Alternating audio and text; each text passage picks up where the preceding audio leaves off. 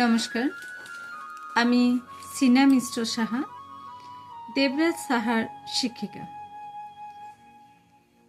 এক্ষেত্রে শিক্ষিকা বললে হয়তো ভুল বলা হবে। আমি দেবরাজ সাহার দিদি। সে আমাকে সিনাদি বলেই ডাকে, আর এই ডাকটাতেই আমি অনেক বেশি সাবলীল। সে আমার কাছে মাধ্যমিক ও উচ্চ মাধ্যমিক পর্যায়ে পড়াশোনা করেছে। তা সে যখন পড়তে আসতো, আমার কাছে আরও অনেক ছেলে পড়তে আসতো, তাদের থেকে যে সে সম্পূর্ণ আলাদা সেটা সেই পর্যায়ে বোঝা গেছিল। কারণ তার বাংলার প্রতি ছিল এক গভীর অনুরাগ। শুধু বাংলা নয়, যে কোনো ভালো বিষয়ের প্রতি ছিল তার আকর্ষণ।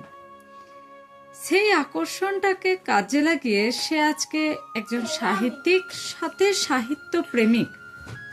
শুধু তাই নয়, তার মধ্যে আছে দুস্থজনের সেবা করার এক মানসিকতা।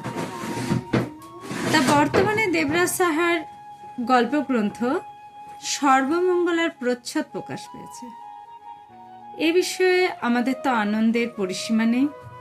আবার এই গ্রন্থ কলকাতা বইমেলাতেও প্রকাশ পাবে, সে বিষয়ে আমি একেবারেই অভিভূত।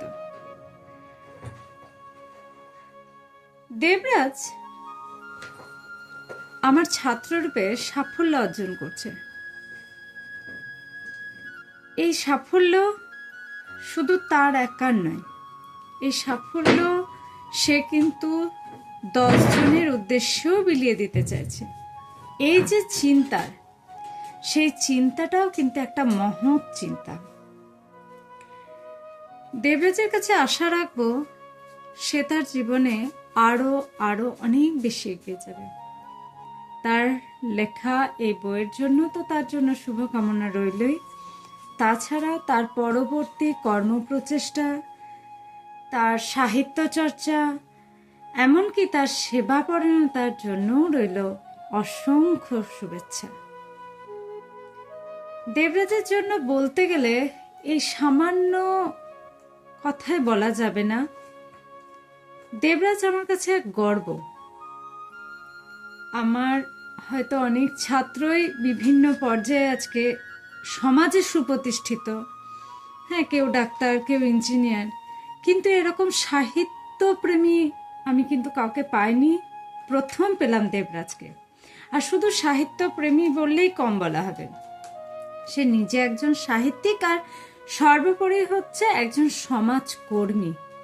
তাই দেবরাজকে অসংখ্য ধন্যবাদ, এবং দেবরাজের জন্য রইল শত শত ভালোবাসা আর শুভেচ্ছা।